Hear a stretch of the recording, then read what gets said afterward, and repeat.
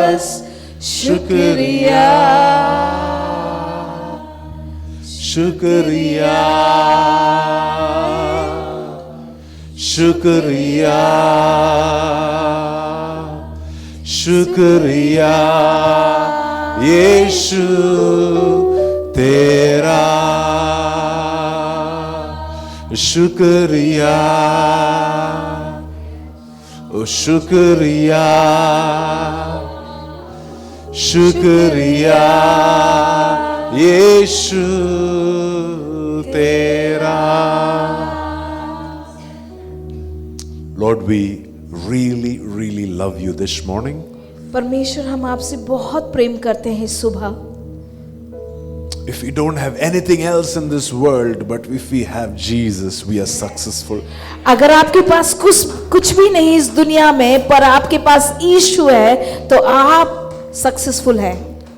So Lord, we want to thank you for your presence with us. और हम धन्यवाद करते हैं आपकी उपस्थिति का इस जगह पर। We thank you for your presence in our homes. हम धन्यवाद करते हैं आपकी उपस्थिति हमारे घरों में। We thank you for your presence that has led us so far during this year. हम धन्यवाद करते हैं प्रभु आपकी उपस्थिति जो हमें यहाँ तक लेके आए।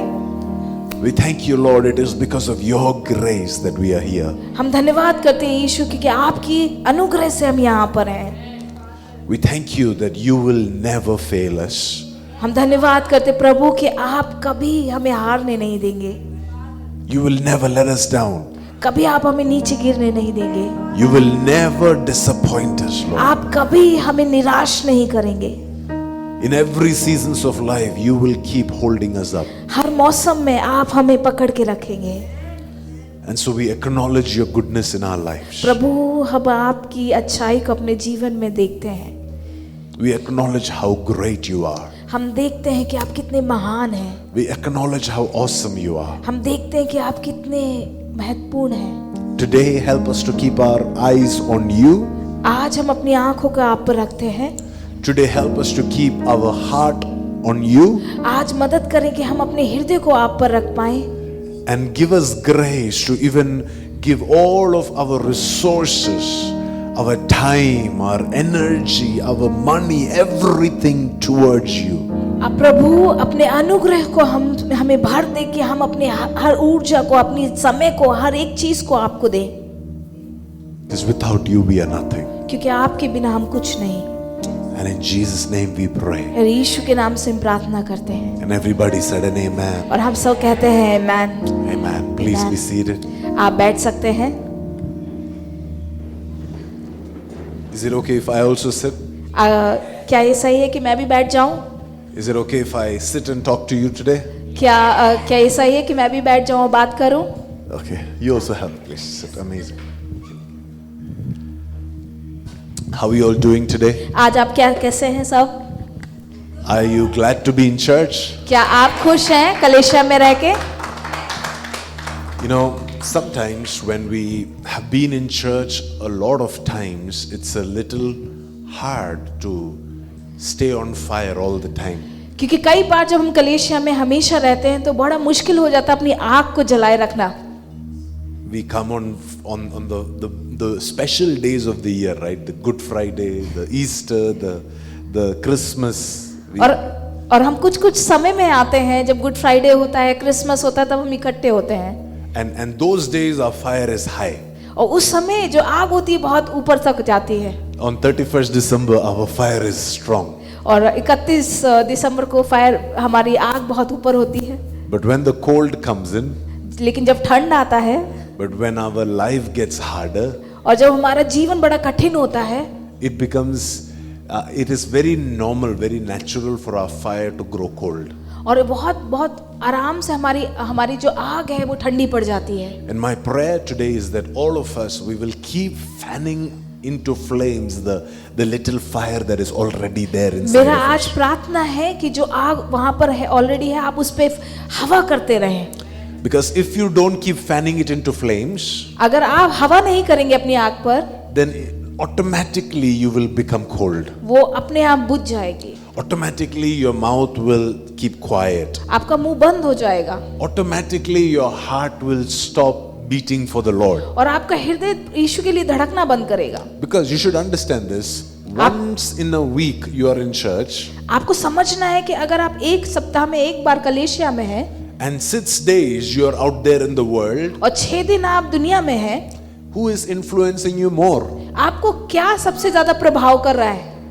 The world is constantly affecting your heart. आपका जो दुनिया है वो आप पर प्रभाव कर रही है, The world is constantly telling you how to think. और दुनिया बता रही है कि आपको क्या सोचना है, The world is putting pressures on you day after day. और दुनिया बता रहा है कि कैसे आप पर हर तरीके से प्रेशर डाल रहे हैं।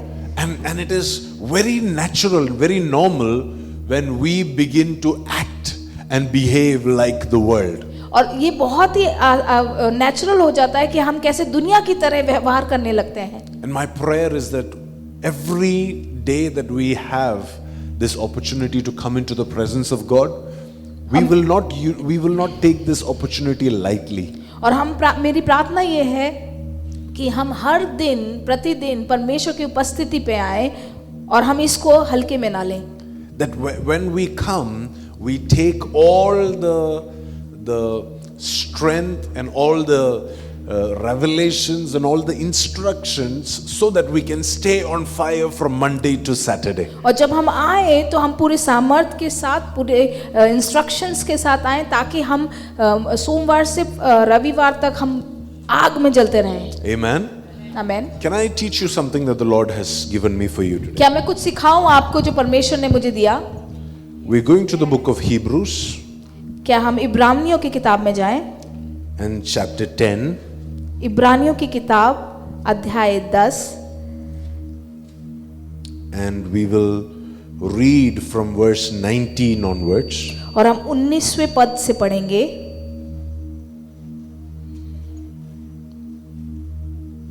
Just do something new in my life, something new in my life, do something new in my life, oh Lord, do something new in my life, something new in my life.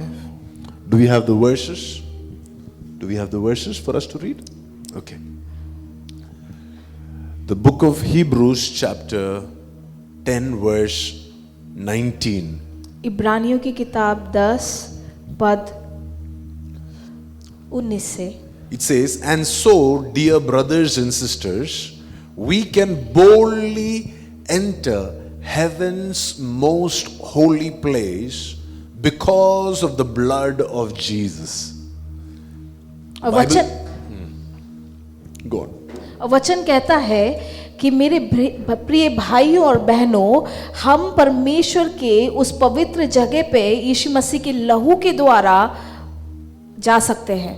My Bible says we can boldly enter into the presence, into the most holy place in heaven. और हम निडरता से पवित्र स्थान पे यीशु के लहू की वजह से जा सकते हैं। The most precious place in heaven.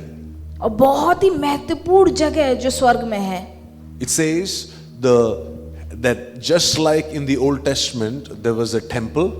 और आप देखिए कि पुराने नियम में जैसे एक मंदिर की बात की थी, and the temple had 3 layers. और उस मंदिर में 3 भाग थे। This is still the concept for the Jews. This is what they believe in. This is what they are planning to build.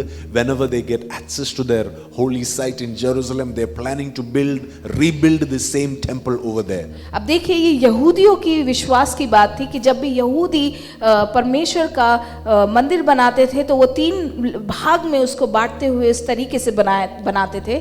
Even today they are trying to build that. और उसी तरीके से आज भी वैसे ही वो मंदिर को बनाना चाहते हैं। Because this temple was given to them as a replica of a temple in heaven. और जो ये मंदिर था वो यहूदियों को दिया गया था जो स्वर्ग का भाग जैसे इस अर्थ It पे was a shadow, it was a replica, or it was a representation of the temple in heaven. वो एक परछाई की तरह था, जैसे स्वर्ग है वैसे ही वो इस अर्थ पे एक परछाई की तरह। And so now Moses gave that instructions of how to build this tabernacle. और अब मूसा ने बताया कि इस टैबरनेकल को कैसे बनाना है, And then they made that tabernacle. और उन्होंने उस टैबरनेकल को बनाया। And this tabernacle had 3 layers. और इस टैबरनेकल में 3 भाग में बांटा। The first layer was the outer courts. और पहली जो भाग था उसको कहते थे बाहर का outer court. Then the second layer was the holy place. और दूसरा जो भाग था उसको पवित्र स्थान कहते हैं। And the third is the most holy place. और जो सबसे तीसरा भाग जो अंदर का भाग उसको सबसे पवित्र स्थान। And the Bible says वचन कहता है everybody were not allowed into the most holy place. और उस पवित्र महत्वपूर्ण पवित्र स्थान पे सब कोई नहीं जा सकता था। But a few more people were allowed in the holy place. सिर्फ कुछ ही लोग उस पवित्र स्थान पे जा सकते थे। See, there was most holy place and outer courts. अब देखिए कि बहुत पवित्र स्थान और बाहर का कोर्ट था। The most holy place, only one person could go. और जो महत्वपूर्ण पवित्र स्थान था उसमें सिर्फ एक ही इंसान जा सकता था। The holy place, the priests could go. और उस पवित्र स्थान पे जो है वो सिर्फ याजक जा सकते थे। The outer courts, only the Jews could go. और सिर्फ बाहर के जो स्थान में सिर्फ यहूदी जा सकते थे। There was a story in the New Testament where they saw Paul with a Gentile. और एक नए नियम में एक कहानी है जहां पर वो अन्य जातियों को देखते हैं। Paul, Apostle Paul, he was with a Gentile. और जो प्रेरित पौलुस जो अन्य जातियों के साथ थे। And they thought Paul brought this Gentile into the temple. और यहूदियों ने सोचा कि अन्य जातियों को आपने मंदिर में क्यों लाया? And they began to persecute Paul because of और that. उसकी वजह से पौलुस प्रेरित को वो प्रताड़ना करने लगे। Because it was not allowed for Gentiles to come into the temple of God. और क्योंकि यहूदियों के लिए अन्य जातियां परमेश्वर के मंदिर में आए वो मुमकिन नहीं था उनके लिए। And even till today they have held that traditions that they got from Moses at Mount Sinai. और आज भी वो मूसा से जो उन्होंने जो माउंट सिनाई में उनको इंस्ट्रक्शन मिले वो आज भी लेके रखते हैं। And the Bible says लेकिन वचन कहता है that the same temple exists in heaven. लेकिन वचन कहता है कि वही मंदिर स्वर्ग में भी है। And there is like outer courts even in heaven. और स्वर्ग में भी आउटर कोर्ट है। There is a place that even Satan can go to in heaven.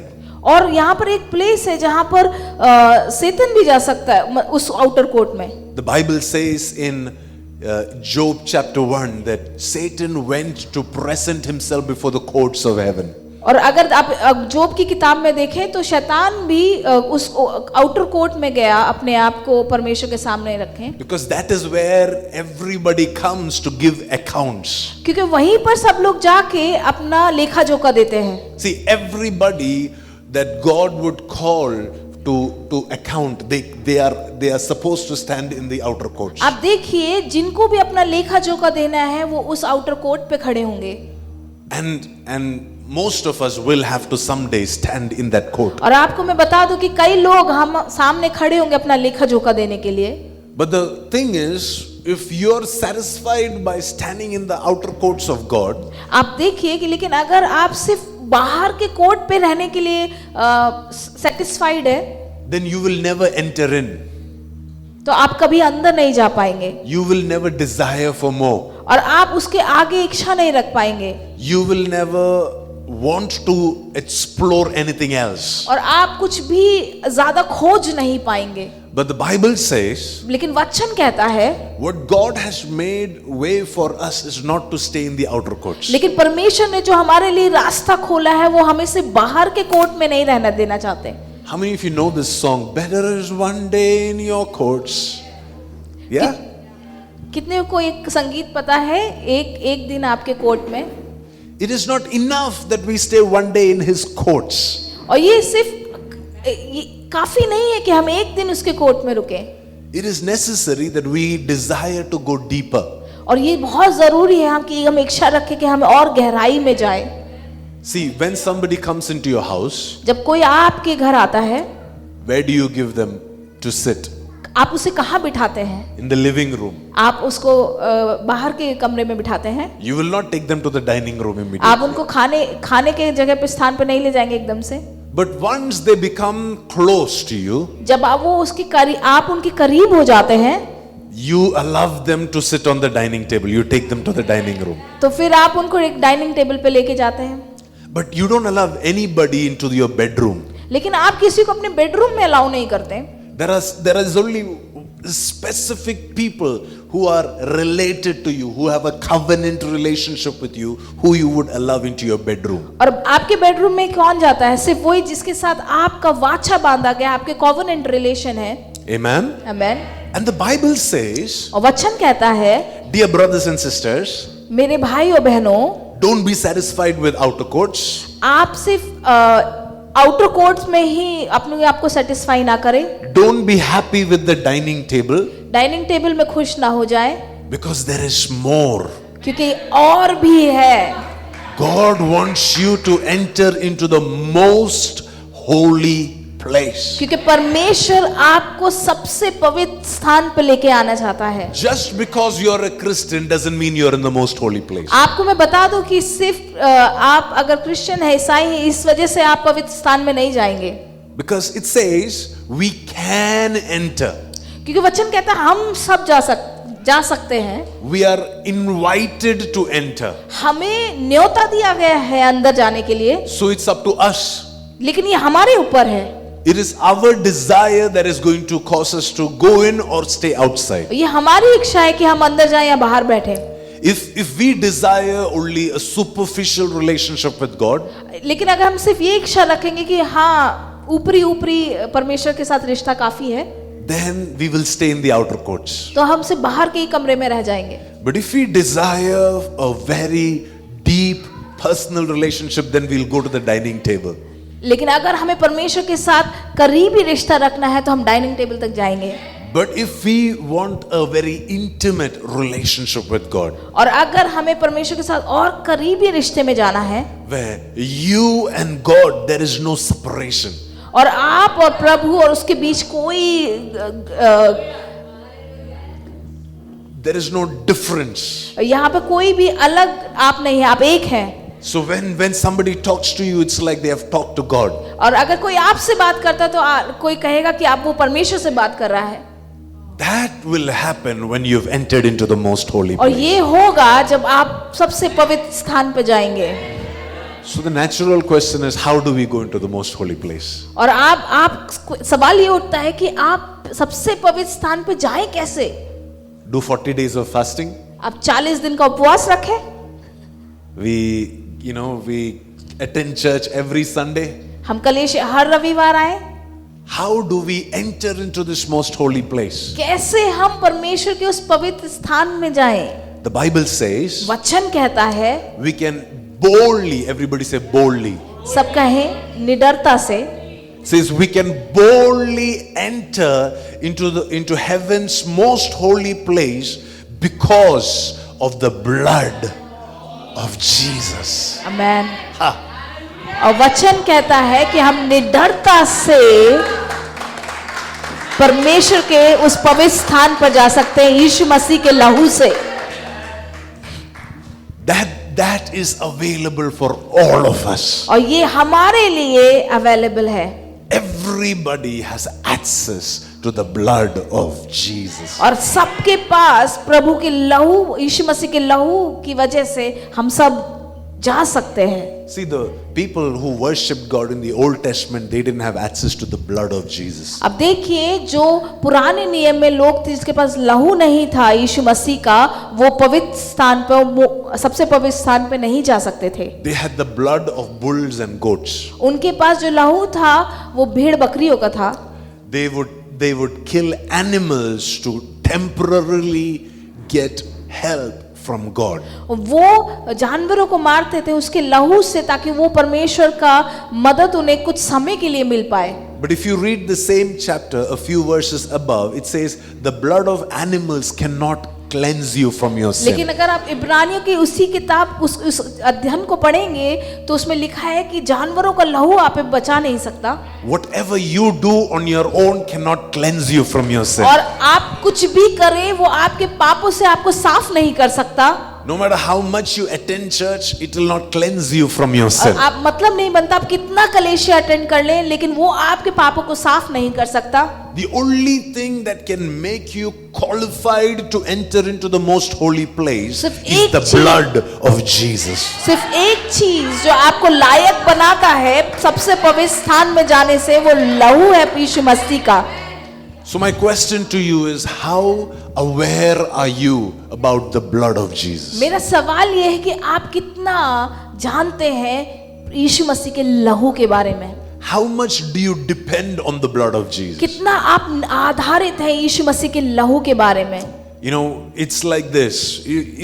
If you're coming to, if you're going to your house ये and, इस- ये and इस- you and you lost your keys somewhere in the journey. ये इस तरीके की बात है कि आप अपने घर जा रहे हैं और आपकी चाबी कहीं आप भूल गए हैं या खो दिया है आपने अपनी चाबी को, Would you be like, that's okay? क्या आप ये बोलेंगे कि ठीक है कोई बात नहीं? What would you do? आप क्या करेंगे? You will go back आप वापस जाएंगे, and you will search. आप ढूंढेंगे I sat here. और फिर बैठेंगे You're thinking, I sat here. और आप सोचोगे कि मैं यहाँ बैठा था, Maybe I have left my keys मैंने here. शायद यहाँ कहीं अपनी चाबी खो दी, I used the washroom in this restaurant. मैंने इस रेस्टोरेंट में वॉशरूम यूज किया था, Maybe I left the keys there. लगता है मैंने शायद अपनी चाबी वहां छोड़ दी। You will check all your pockets. आप हर जगह अपने जेब को टटोलेंगे। Do you know why? आपको पता है क्यों? Because without this key, you cannot enter. क्योंकि आप इस चाबी के बिना घर में नहीं घुस सकते। And still, we are so unaware and unconscious of the blood of Jesus. और तब भी हम यीशु के लहू से इतना इग्नोरेंट है। Why is it that we are not constantly relying on the blood of Jesus? क्यों हम यीशु मसीह के लहू पर आधारित नहीं हैं? You know, some of us, we are using the wrong keys to get in. कई बार हम गलत चाबियों का इस्तेमाल कर रहे हैं अंदर जाने के लिए। We are thinking, वो चाबी नहीं है तो क्या हो गया, मैं मेरा बाइक का की यूज करेगा. Have you tried doing that? Like some of us, we have tried, no? कुछ लोगों ने ट्राई किया है शायद। When this key doesn't work, let me try my bike key. और जब ये चाबी इस्तेमाल नहीं थी, चलिए हम अपनी बाइक की को स्टार्ट करके देखते हैं। Let me try hitting the lock from every side. शायद ट्राई करके देखो, शायद खुल जाए। Maybe your house door will open. हो सकता है आपका घर का दरवाजा खुल जाए, Heaven's door cannot be opened like लेकिन स्वर्ग का दरवाजा नहीं खुल सकता। that. The only thing that can give you access to the most holy place. एक ही चीज जो आपको सबसे पवित्र स्थान पर ले जा सकता है वो है The blood of Jesus. यीशु मसीह का लहू। And this is not me teaching you, this is the word telling you. देखिए मैं बता रहा हूँ, ये मैं नहीं सिखा रहा, ये वचन आपसे बात कर रहा है। This is not text that I sent them, this is there in the Bible. ये जो टेक्स्ट है ये वचन में लिखा हुआ है। You know, nobody is trying to say this is what you have to do. No, the word of God is telling us, God is giving us a key. God is saying, you want to enter into the most holy place, it is possible only by the blood of Jesus. और परमेश्वर कह रहे हैं अगर आपको बहुत सबसे महत्वपूर्ण और पवित्र स्थान पे जाना है तो आप सिर्फ यीशु मसीह के लहू के द्वारा जा सकते हैं। So when you wake up in the morning, जब आप सुबह उठे, plead the blood of Jesus. यीशु मसीह के लहू की अपने ऊपर लगाएं। When you are going to work, जब आप काम पर जा रहे हैं, depend on the blood of Jesus. यीशु मसीह के लहू पे आधारित हो। Most of us, we depend on the blood of Jesus only when communion comes out. और जब आप कई बार जब प्रभु भोज होता है तभी हम परमेश्वर के लहू पे आधारित होते हैं। You know, they are the Christians who want to go into the holy place once in a month. और आपको पता है कुछ विश्वासी हैं जो कुछ ही समय सबसे पवित्र स्थान पे जाते हैं। You know, once in a year we go in and come back. एक साल में एक बार जाते हैं और आ जाते हैं। They are the Old Testament Christians. वो पुराने नियम का व्यवसाय था। You know, in the Old Testament, they couldn't go and whenever they wanted. और वो पुराने नियम में वो हर समय नहीं जा सकते थे। There would be a specific time that is appointed for that. और वो कुछ समय था जो चुना गया था उस समय जाने का। There was a specific person who was appointed to do that. वो कोई इंसान एक स्पेसिफिक पर्सन था जिसको चुना गया था जाने के लिए। There was a preparation process to enter in. और एक तरीका हुआ करता था जिस प्रकार से जाना है प्रक्रिया के साथ। And there was no guarantee that if you go in, you will come out. और कोई गारंटी नहीं थी आप अंदर गए तो वापस आ जाएंगे बाहर। So they would tie them. और इसलिए वो उनके पैर पे बांध देते थे। So that just in case you don't come out, we can drag you out. और उनके पैर पे रस्सी बांधते थे कि अगर तुम बाहर नहीं आए तो वो घसीट के बाहर निकाल लें। Because nobody can go in to take you out, no? क्योंकि कोई भी अंदर नहीं जाएगा आपको बाहर ले जाने के लिए। So if you don't come out, we will pull you out. अगर आप बाहर नहीं आएंगे तो हम उनको खींच लेंगे पैर से। And that is how serious it was in the Old Testament. इतना गंभीर था ये पुराने नियम में। And yet Jesus is now said, hey, here is the free ticket. और आज यीशु आपको कहता है कि ये फ्री टिकट है आपके लिए। I will pay the price. मैं कीमत चुकाऊंगा।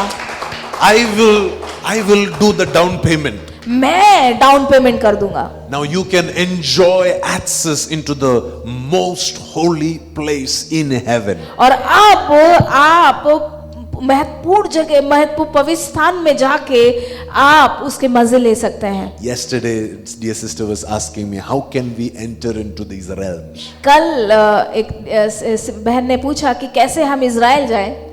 How can we enter into these new realms and dimensions? अच्छा, कैसे हम एक स्पिरिट रेल्म में जाएं और एक्सपीरियंस करें? The most intimate realm, the most glorious realm, the most secret realm in all of the spirit world is the most holy place. Amen.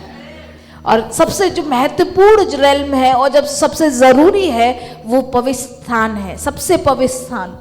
And Jesus says, I give you access through my blood. और यीशु कहता है कि मैंने आपको access दिया है उसके लहू से।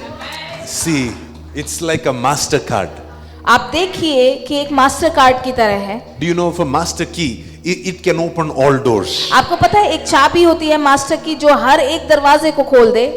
Whatever door you use this key, it will open. कोई भी आप उस चाबी से एक दरवाजा खोले वो हर एक दरवाजे को खोल देते हैं। But it is necessary that we learn to rely upon this blood. आपको याद रखना है कि हमें इस लहू पे निर्भर होना है।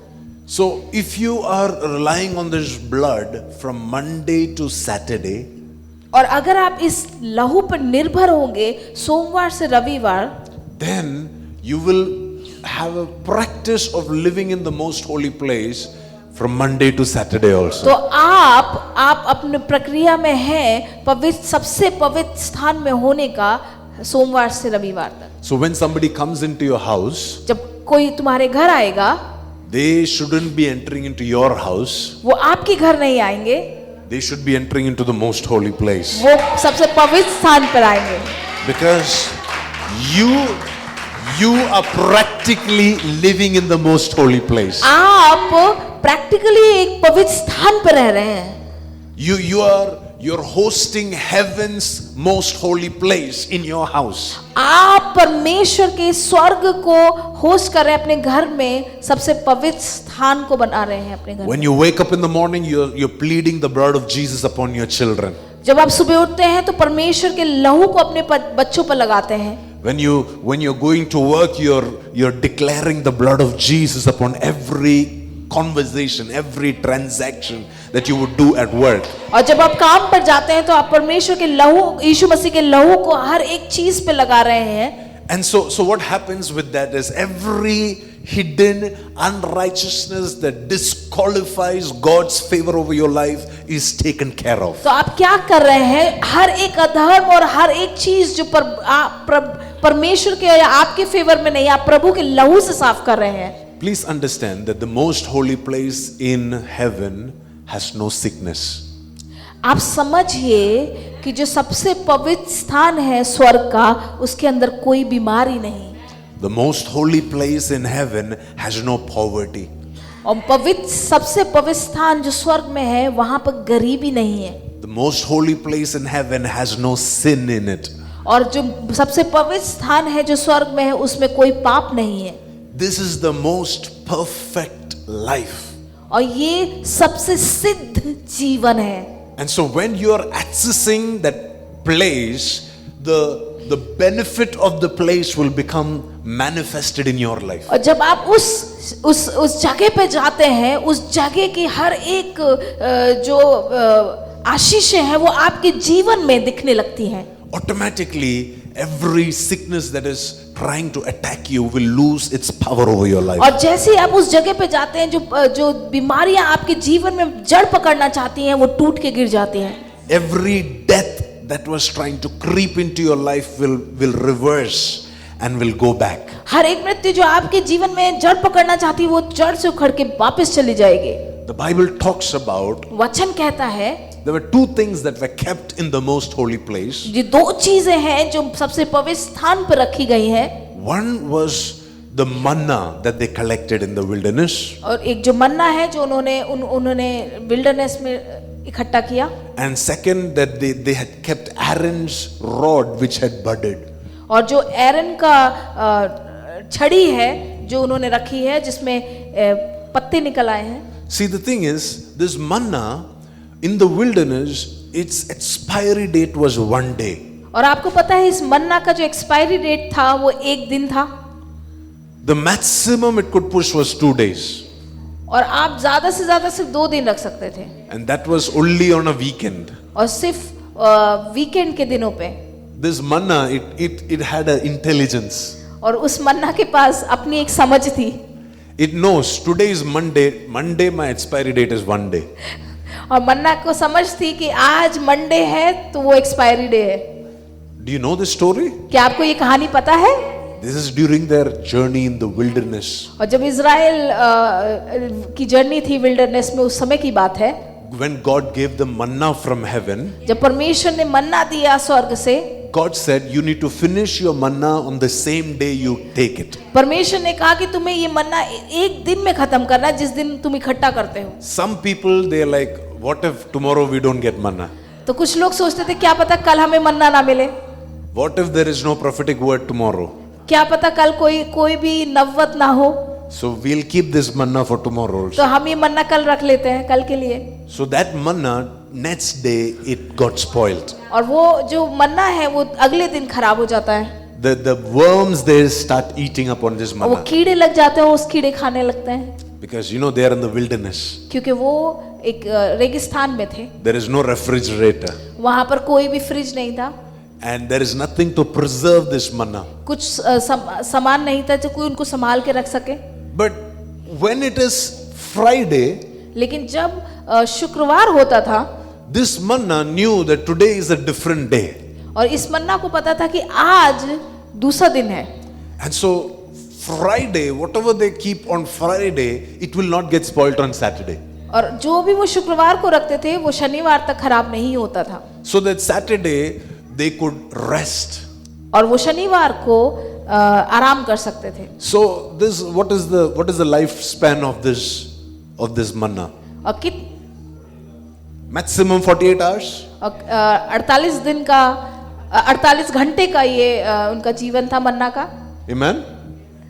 But when the same manna was kept in the most holy place, लेकिन जो इस मन्ना को जब सबसे पवित्र स्थान पर रखा गया, that didn't have an expiry date. और जब इस मन्ना को पवित्र स्थान पर रखा गया, उसका कोई एक्सपायरी डेट नहीं था।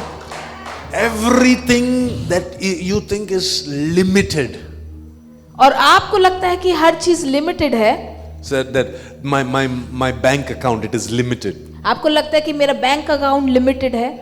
Do you know that your bank account is limited? आपको पता है कि आपका बैंक अकाउंट लिमिटेड है? If you keep using your card, one day it will say declined. अगर अपने कार्ड को आप हर इस्तेमाल करते रहेंगे, एक दिन वो कहेगा डिक्लाइन हो गया। Am I right?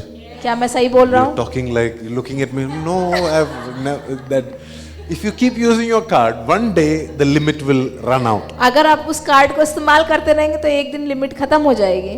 But the thing is this, the same thing that is limited, when you bring it into the most holy place, लेकिन मैं बताना चाहता हूँ कि वही चीज जो लिमिटेड है, अगर उसको सबसे पवित्र स्थान पे लेके आएंगे, every expiry, every limitation, every boundary, everything that says you can't go beyond this, that limitation is cancelled. There is no expiry upon your resources. Amen. Your manna will not get spoiled. Hallelujah. Your manna will not get over. Amen. Your manna will never come to an end as long as it is in the most holy place. Amen. Do you believe that? क्या आप विश्वास करते हैं? Do you have the faith to bring every aspect of your life into the most holy place? क्या आपके पास ये विश्वास है कि आप हर एक चीज को तोड़ सकते हैं जब आप सबसे पवित्र स्थान पर आएंगे? Bring your marriage to the most holy place. आप अपने शादियों को सबसे पवित्र स्थान पर लेके आए. You know, the people of the world say you will only enjoy for the first 1 year. दुनिया कहती है कि तुम पहले साल बहुत मजे करोगे, शादीशुदा लोग. After that you will get bored. उसके बाद आप बोर हो जाओगे. But you bring it into the most holy place. लेकिन मैं कहता हूँ कि आप उसको सबसे पवित्र स्थान पे लेके आए. There is no expiry date in और वहां पर कोई एक्सपायरी डेट नहीं है. Everybody says, you know, I recently went to a doctor and he said something, I felt really bad. He said, you're getting old, that's why your eyesight is increasing. और मैं doctor से मिलने गया. मुझे बहुत सुन के अजीब लगा जब उन्होंने बोला कि तुम बूढ़े हो रहे हो इसलिए तो आंखें कमजोर हो रही हैं. And I'm not even 40. और मैं 40 का भी नहीं हूँ. And they are saying that because you're getting old, your number is increasing. क्योंकि तुम बूढ़े हो रहे हो इसलिए तुम्हारा चश्मे का नंबर बढ़ रहा है. And no, your body is naturally supposed to wear off and become weaker.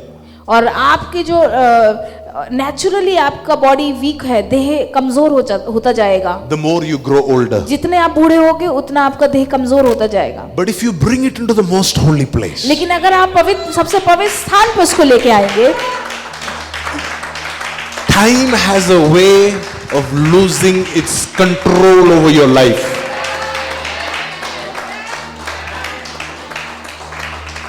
What the people, the powers that has access to you outside the holy place, they don't have access to you in the holy place. जो चीजें आपको पवित्र स्थान के बाहर प्रभाव करने की कोशिश करती है, वो आपको सबसे पवित्र स्थान पर प्रभाव नहीं डाल सकती. Because they can't enter in. क्योंकि वो अंदर नहीं जा सकते. Germs can't enter into the most holy place. कीटाणु सबसे पवित्र स्थान पर नहीं घुस सकते. You know, your sicknesses cannot come into the most holy place. जो बीमारियां हैं वो सबसे पवित्र स्थान पर नहीं जा सकते. Your limitations cannot come into the most holy place. आपकी कमियां सबसे पवित्र स्थान के अंदर नहीं जा सकते. The Egyptians that try to cross the sea with you, they will get drowned in the sea. They don't cross over to the other side. और जो इजिप्शियंस हैं वो जो पीछे इजराइल के जा रहे थे वो क्रॉस नहीं कर पाए समुद्र को, वो बीच में ही डूब गए. How? Because of the blood of Jesus. क्योंकि यीशु मसीह के लहू की वजह से.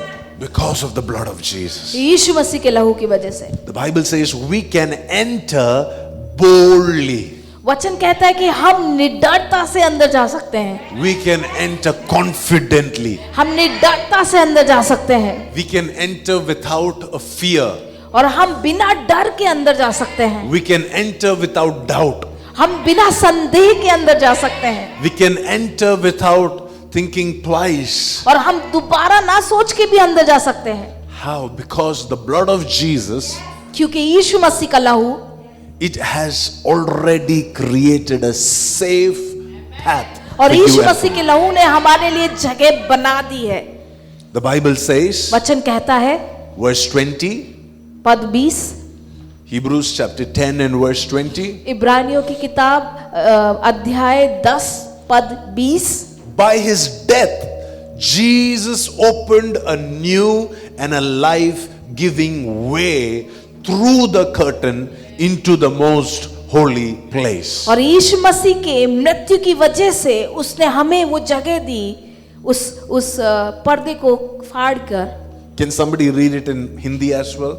This is 10 verse 20. What does it say in Hindi? Hebrews chapter 10 and verse 20. Yeah, read it out.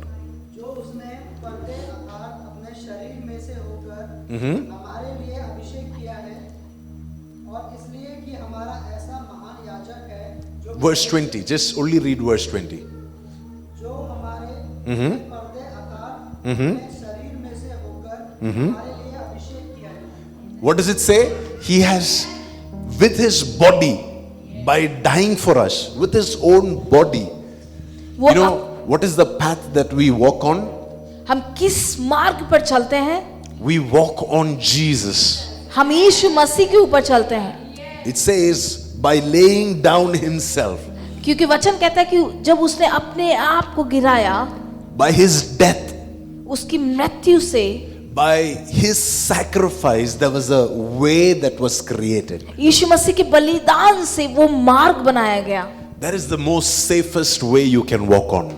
और हम उसी के उस सबसे सेफेस्ट मार्ग पे हम चल सकते हैं। People's promises may sometimes disappoint you, लोगों के प्रॉमिसेस कई बार आपको हताश कर सकते हैं, but there is one promise that you can never be disappointed by. It is by the promise of Jesus. लेकिन परमेश्वर के प्रॉमिसेस से जो यीशु मसीह ने आपके लिए किया, आप उससे कभी भी हताश नहीं हो सकते। You know, in the Old Testament, in the olden tabernacle, there was a curtain that was separating the most holy place from the rest of the temple.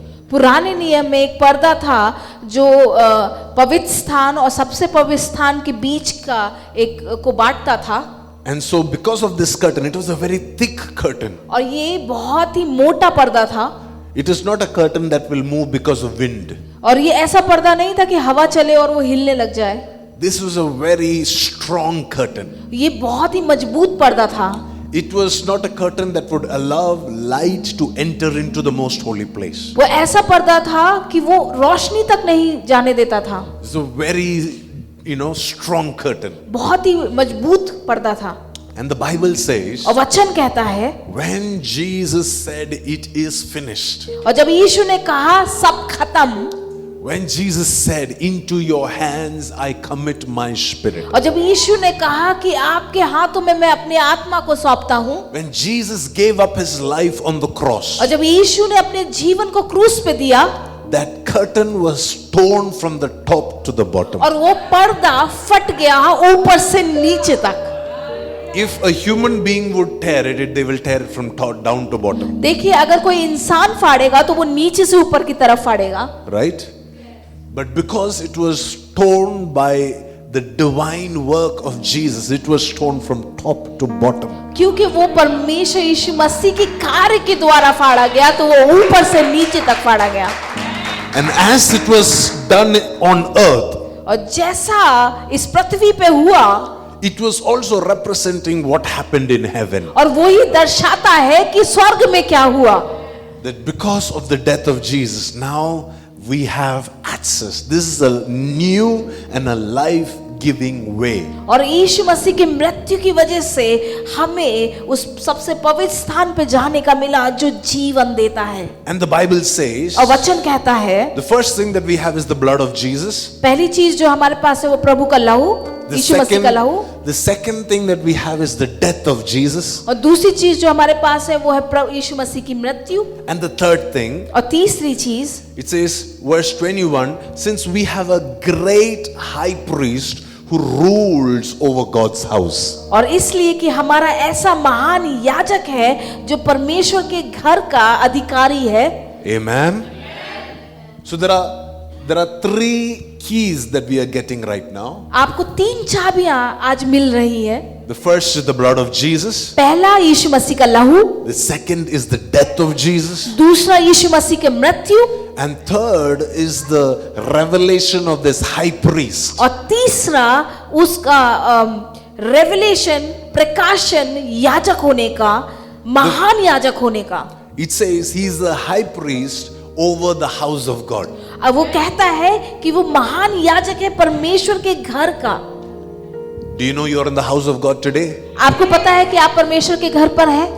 Do you know that this house is a representation of a heavenly house? और क्या आपको पता है कि ये घराना परमेश्वर के घराने का दर्शाता है? Just like if you have to do something here, you need the permission of a pastor here.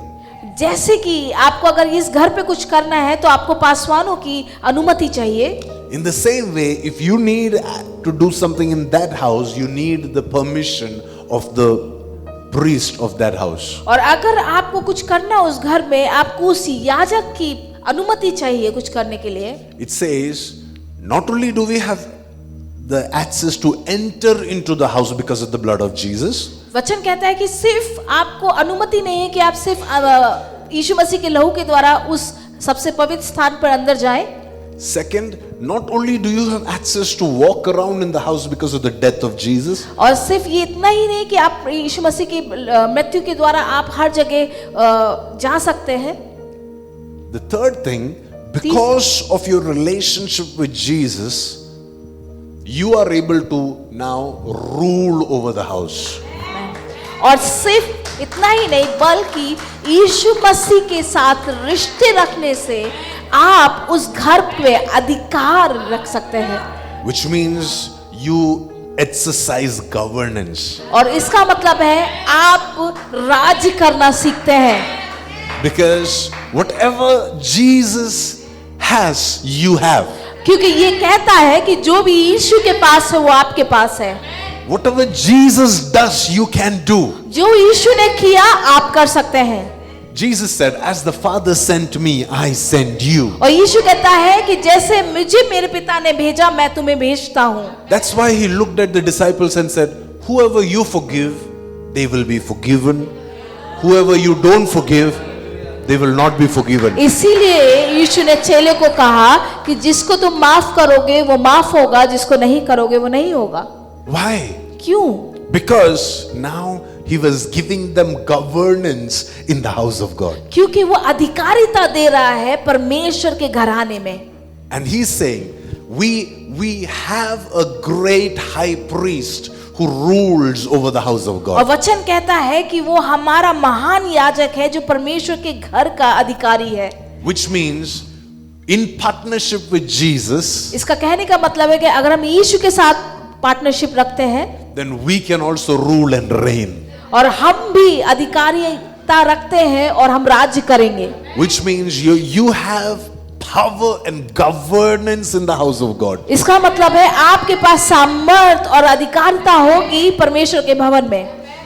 So not only do you enter in, अब सिर्फ आप अंदर नहीं जा रहे, not only do you have a way around, अब आप सिर्फ घूम नहीं रहे, now you become equal heirs in the house. अब आप अधिकारी हैं साथ में यीशु के साथ। See, if you come to my house अगर आप मेरे घर आएंगे and if you know, I'll give you a nice place to sit on, और मैं आपको अच्छी जगह दूं बैठने के लिए, you can sit there and you can talk. और आप बैठेंगे बात करेंगे। But if you try to move the sofa, he's like, no, sofa has to be there.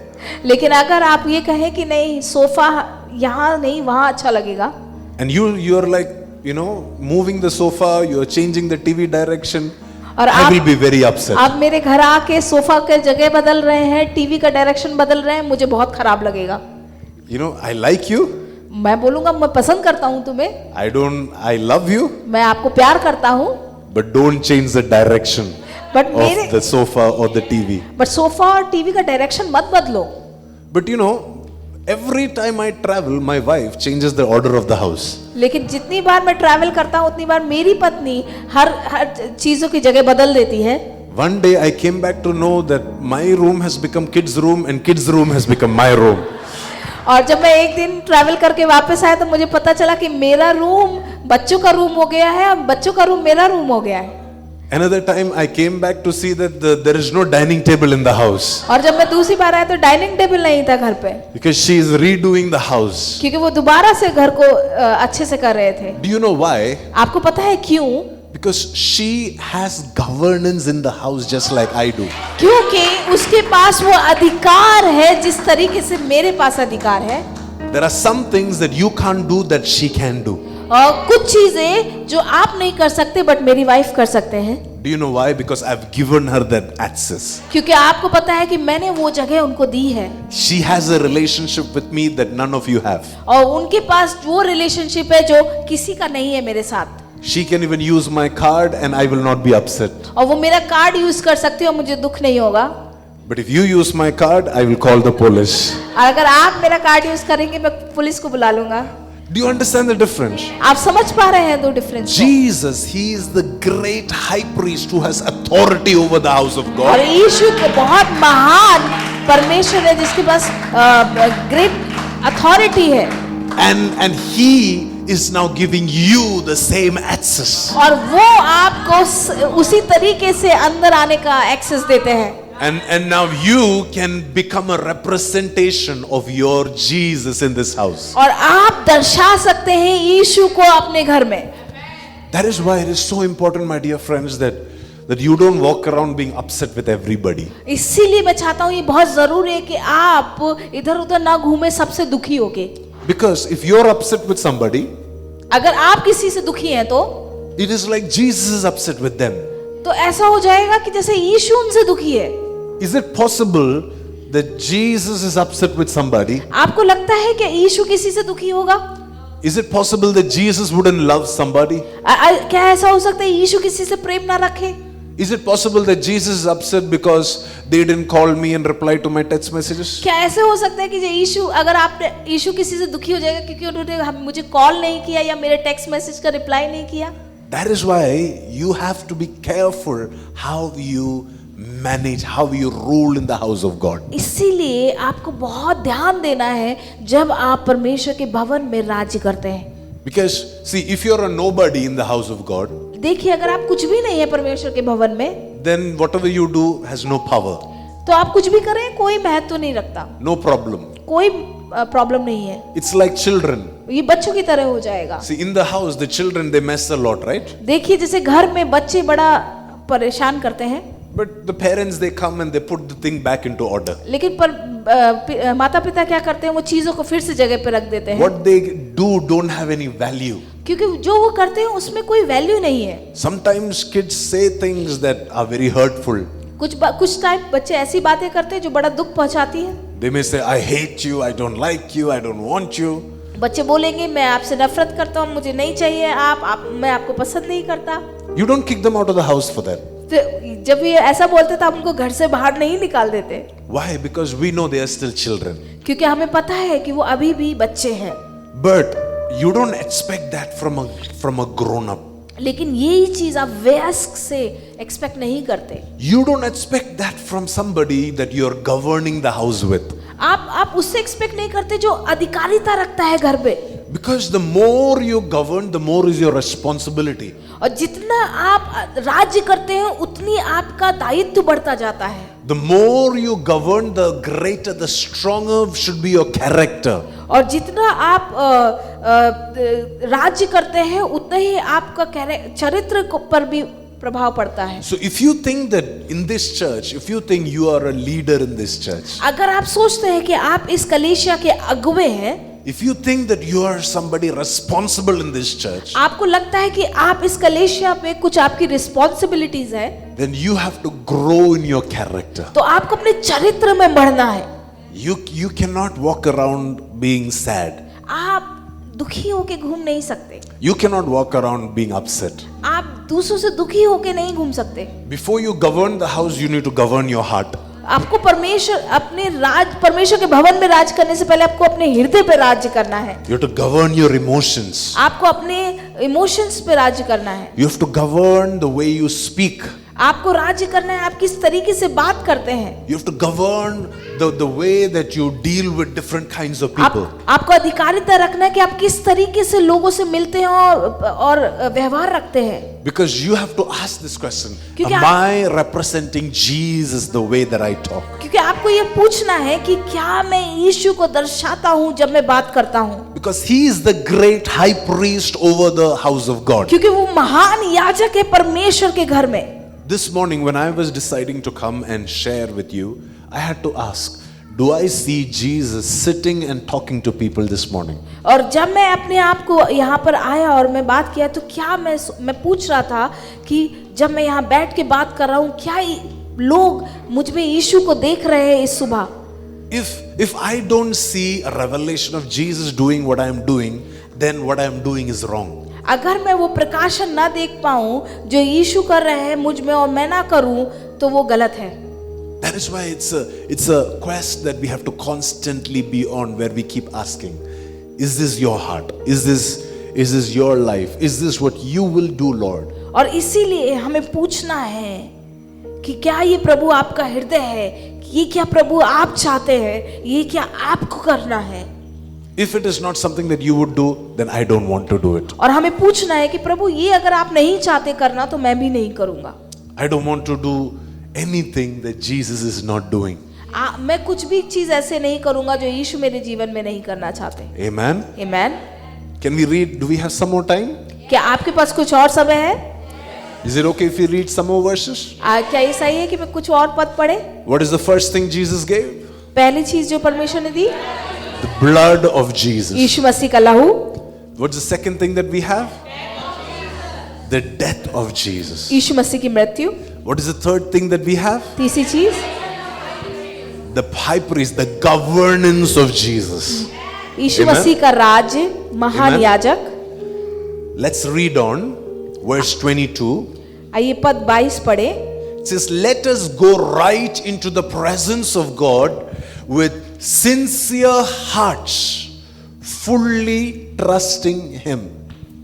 तो आओ हम सच्चे मन और पूरे विश्वास के साथ और विवेक को दोष दूर करने के लिए हृदय पर छिड़काव लेकर और देह को शुद्ध जल से घुलवा कर परमेश्वर के समीप जाएं। Everybody said an amen. It says we can enter into the presence of God, but there is a problem with many of us that I'm going to highlight here. It says we can enter into the presence of God, but sincere hearts that are fully trusting Him. Our hearts has to have strong faith. देखिए वचन क्या कहता है कि हम अंदर तो जा सकते हैं लेकिन हमें किस हृदय से जाना है, हमें सच्चे मन और पूरे विश्वास के साथ। It says we need to have the full assurance that faith brings. विवेक को दोष दूर करने के लिए हृदय को छिड़काव को लेकर There is a faith that God expects from us when we come into the presence of God. कुछ विश्वास है जो प्रभु हमसे इच्छा रखता है जब हम यीशु परमेश्वर के पास आते हैं। We cannot come with doubt. हम परमेश्वर के पास संदेह के साथ नहीं आते, We cannot come with fear. हम डर के साथ परमेश्वर के पास नहीं आते, We have to come with faith. हमें विश्वास के साथ आना है। Because we have the blood, क्योंकि हमारे पास लहू है, because we have the death, क्योंकि हमारे पास मृत्यु है, because we have the governance, हमारे पास राज्य है। now we need faith. अब हमें विश्वास चाहिए। Now it has to automatically evoke a certain confidence in us. अब हमारे अंदर प्रभु एक निडरता को डालता है। Now if you are coming into the presence of God doubting God if it's your will, if you really have mercy on me, if you're still questioning every word you speak, then you will automatically get disqualified from entering in. अब देखिए अगर आप प्रभु के पास आते हैं और संदेह मन से आते हैं कि प्रभु क्या सच में ये आपकी इच्छा है, तो कहीं ना कहीं आप डिस्क्वालीफाई हो चुके हैं उस चीज से। But if you are coming, you have to come with sincere hearts. Your heart is not crooked, your heart is sincere, and yet your heart is fully trusting Him. अब देखिए जब आप परमेश्वर के पास आते हैं, आप पूरे सच्चे मन से उसके पास आते हैं, पूरे विश्वास के साथ उसके पास आते हैं। Keep your hand on your heart. अपने हाथों को अपने हृदय पे रखें and speak to your heart right now. आज अपने हृदय से बात करें। I speak sincerity upon my heart. मैं सच्चे मन से अपने हृदय पे बात करता हूँ I speak trust in the Lord. और मैं पूरे दिल पूरे विश्वास के साथ अपने हृदय को बोलता हूँ। I cancel every lack of faith. मैं हर एक अविश्वास को अपने जीवन से भगाता हूँ And I speak a firm reliance and trust in the Lord into my और heart. मैं अपने हृदय पे पूरे विश्वास की बातों को बोलता हूँ। My heart will not doubt anymore. मेरा हृदय अब संदेह नहीं करेगा, My heart will not fear anymore. मेरा हृदय डरेगा नहीं, My heart will have total faith from today. मेरा हृदय पूरा विश्वास से भरा होगा आज। No more double-mindedness. कोई भी दो बातें नहीं होंगी No more going back and forth. और कोई भी इधर उधर भागना नहीं होगा। When I enter into the presence of God, I will do it with faith. जब मैं परमेश्वर की उपस्थिति में जाऊंगा, विश्वास से जाऊंगा। And everybody said an amen. और हमको कहना है आमेन। Then it says, और फिर वचन कहता है the first thing that we need is faith. पहली चीज हमें जो चाहिए विश्वास, Faith in the blood of Jesus, faith in the death of Jesus, faith in the governance of Jesus. विश्वास यीशु के लहू पे, यीशु की मृत्यु पे और उसकी अधिकारिता पे। Because if you don't have faith, you will really keep doubting and questioning, and Jesus will not be able to work in your life. और अगर आपके पास विश्वास नहीं है तो आप संदेह करते रहेंगे और आप वो संदेह करेंगे कि यीशु आपके जीवन में कार्य कर रहा है कि नहीं। Then it says, this is why you should have faith. और इसलिए वचन कहता है इसीलिए आपको विश्वास रखना है, Because your guilty consciences have been sprinkled with the blood of Christ. और क्योंकि आपके विवेक को दोष दूर करने के लिए हृदय पर छिड़काव लेकर, And your bodies have been washed with pure water. और आपके देह को शुद्ध जल से धुलवाकर। So there are two different realms where there is cleansing happening. तो अब देखिए दो तरीके से आपकी शुद्ध किए जा रहे हैं। Your conscience is being cleansed, आपके विवेक को शुद्ध किया जा रहा है and your bodies are being cleansed. और आपके देह को शुद्ध किया जा रहा है। Your conscience is cleansed by the blood of Jesus. आपके विवेक को यीशु मसीह के द्वारा शुद्ध किया गया There is a sprinkling of the blood upon your consciences. और आपके विवेक पे यीशु मसीह के लहू का छिड़काव हुआ। The thing is this, when we go through life, when we do things that we are aware of, that thing is a constant guilt that is gnawing on us. और देखिए कि जब हम कुछ चीजें करते हैं और जो गलत होती है और हम जानते हैं कि हमने क्या किया है, तो हमेशा एक दोष रहता है हमारे हृदय में। We are praying and that voice comes. और जब हम प्रार्थना करते हैं तो वो आवाज आती है। We are talking to the Lord and immediately that voice comes. और जब हम परमेश्वर से बात करते हैं तो वो आवाज आती है। We are trying to go to church and then that voice comes. और जब हम कलीसिया आते हैं तो वो दोष आता है, वो बात आती है। We want to serve in the church and that voice comes. और जब हम परमेश्वर की सेविकाई में आते हैं तो वो आवाज आती है। But the Bible says that guilty conscience, it has been sprinkled with the blood of Christ. और वचन कहता है कि वो जो विवेक में दोष लगाता था उसको यीशु मसीह के लहू के द्वारा छिड़काव किया गया। And because of the conscience, there are certain things that have gone wrong in your body. और क्योंकि आपके विवेक में कुछ ऐसा हुआ जिससे आपके देह में गलत हुआ। See, you must have slapped somebody with your hand. और आपने किसी को थप्पड़ मारा अपने हाथ से। You must have lied with your mouth. आपने मुंह से झूठ बोला। You must have looked at the wrong thing with your eyes. आपने अपनी आंखों से गलत चीज देखा। Whatever happened in your physical body that made you impure. जो भी चीज आपके देह में हुई उसने आपके देह को अशुद्ध किया। It says you've been now washed with pure water even in your body. और वो वचन कहता है कि अब आपको शुद्ध जल से धुलवा दिया गया है। So it's not just your heart that is cleansed. तो अब आपका हृदय सिर्फ साफ नहीं है, You're cleansed even in your physical body. आप अपने देह में भी शुद्ध किए गए हैं। So there is no more any reason for you to say my body cannot enter into the holy place. अब आपके पास कोई भी संदेह नहीं है कि आपका देह परमेश्वर की उपस्थिति में नहीं जा सकता। So it's not only your spirit, अब ये आपकी सिर्फ आत्मा नहीं, it's not just your soul. ये अब आपका देह नहीं, Now even your physical body can encounter the holy of holies. अब आपका शरीर भी परमेश्वर के सबसे पवित्र स्थान को देख सकता है। Which means the spiritual realities can now become physical realities अब also. आत्मिक रियलिटीज आपके स्पिरिचुअल प्रैक्टिकल रियलिटीज में बनती जाएंगी। So there is nothing that can stop you, nothing that can say no, you are too poor, you are too weak, you are too sinful. Nothing can stand in the way of you experiencing the और fullness of अब God. आपको कोई चीज नहीं रोक सकती आपके और परमेश्वर के बीच आने से। And somebody said an amen. और क्या कोई बोले आमेन? So what do you need? You need faith. आपको क्या चाहिए? विश्वास। Faith in what? Faith in the fact that your conscience is cleansed and your body is also cleansed. आपको विश्वास रखना है कि आपके विवेक को और आपकी देह को शुद्ध किया गया है। You know, we are about to take part in the communion. Do we have communion? Yes, अब हम प्रभु भोज में हिस्सा लेंगे। But before we take part in the communion, I want you to know these truths. लेकिन जब प्रभु भोज में हिस्सा लेने से पहले मैं चाहता हूं आप इस सच्चाई को जान लें।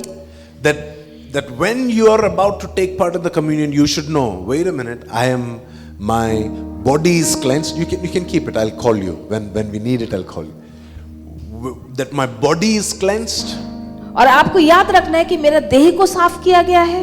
You need to remember that my conscience is cleansed. आपको याद रखना है आपके विवेक को साफ किया गया है। You need to remember that the blood of Jesus, it has completely set you free. और आपको याद रखना है कि यीशु मसीह के लहू ने आपको पूरी तरीके से छुड़ा लिया है। And this is what you will do. और ये आप करेंगे। Verse 23. और जो पद है 23, It says, let us hold tightly without wavering to the hope that we affirm, because God can be trusted to keep his promise. और अपनी आशा के अंगीकार को दृढ़ता से थामे रहें, क्योंकि जिसने प्रतिज्ञा किया है वह सच्चा है। Everybody said an amen. This is not my promise to you, this is his promise to you. आप देखिए, ये मेरा प्रॉमिस आपके लिए नहीं, ये यीशु का प्रॉमिस आपके लिए है। If I promise to give you money, अगर मैंने आपको प्रतिज्ञा दी कि मैं आपको पैसा दूंगा, then it may happen only when I have money. और ये तभी होगा जब मेरे पास पैसा होगा। So when I don't have money, then my promise will fail. और देखिए, अगर मेरे पास पैसा नहीं होगा तो मेरी प्रतिज्ञा खराब हो जाएगी, फेल हो But जाएगी। this Jesus who promises us this, जिस यीशु ने जो हमें प्रतिज्ञा दी है, he will never fail. वो कभी नहीं हारेंगे, It's because there is no end to his resources. क्योंकि उसके रिसोर्सेज पे कोई घटी नहीं है। So now the man of God, he is teaching us, he is saying, so now let us hold firm. और परमेश्वर के दास ने कहा कि दृढ़ता से, Hold tightly दृढ़ता से थामे रहे, without wavering. बिना हिले डुले। That no matter what happens, no matter how many storms come, no matter how many accusations come, no matter how many fears come, hold tightly. मतलब नहीं बनता कितने तूफान आ रहे हैं, कितने प्रॉब्लम्स आ रहे हैं, बट हमें दृढ़ता से थामे रहना है। When I was praying for you, this is the verse that God gave me. जब मैं आपके लिए प्रार्थना कर रहा था तो ये परमेश्वर ने मुझे वचन दिया। The reason I read the previous verses is to bring you to this verse. क्योंकि जब मैंने पहले पद पढ़े, क्योंकि मुझे इस पद पे आपको लेके आना था। Because it says, so let us hold tightly. और वचन कहता है इसीलिए हमें दृढ़ता से थामे रहना है। Hold firmly. दृढ़ता से थामे रहना है। Because I see that the enemy is going to shake some people in the days to come. क्योंकि मुझे पता है कि कुछ लोग को एनिमी हिलाना चाहता है। Wind and the waves will come. और हवा और तूफान आएंगे। But will you hold tightly? क्या आप दृढ़ता से थामे रहेंगे? Will you be casual about your holding, or will you hold tightly? क्या आप ऐसे ही पकड़ेंगे या दृढ़ता से पकड़ेंगे? It says, hold tightly without wavering to the hope that we affirm. और ये वचन कहता है कि जो आशा के अंगीकार को दृढ़ता से थामे रहे। Which means, how do you hold tightly? कैसे आप दृढ़ता से थामेंगे? Is it talking about holding the pastor's coat? और क्या इसका मतलब ये है कि हम पासवान के कोट को पकड़ के रखेंगे? No, it says there is a hope that we confess, that we affirm. सो वचन कहता है कि आशा का अंगीकार जो हम करेंगे। It's very foolish to affirm certain hope-filled statements in a very hopeless situation. आप देखिए कुछ आशा का अंगीकार करना मुश्किल हो जाता है जब हम आशा नहीं देखते। When there is darkness all around, to say that I am the light of the world. और आप देखिए कि जहाँ सब जगह अंधकार है वहाँ ये कहना कि मैं दुनिया का रोशनी हूँ। When there is problems all over and you don't have any answer and you're saying I am the problem solver. और जब बहुत सारी प्रॉब्लम्स है और आप कह रहे हैं कि मैं प्रॉब्लम सॉल्वर बनूंगा। When there is no answer and you open your mouth and you confess the hope that you hold on to, saying I am the answer. और जहाँ उत्तर नहीं है और आप अपने मुंह से अंगीकार करते कि मैं उत्तर बनूंगा। So when the man of God is telling us hold tightly, he's saying hold tightly to your confessions. और जब परमेश्वर का जन कहता है कि दृढ़ता से पकड़े रहें, तो उसका मतलब है कि आप अपने आशा में दृढ़ता में बने रहें। See, some of us, we have a lot of hope inside our heart. देखिए कई लोगों के पास हृदय में बड़ी आशाएं हैं, But when they open their mouth, लेकिन जब उनका मुंह खोलते हैं there is no hope.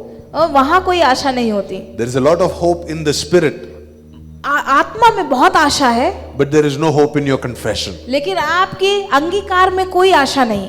So in your spirit, there is no point in holding firm to your hope. लेकिन आप देखिए अपनी आत्मा में आपको आशा नहीं रखनी।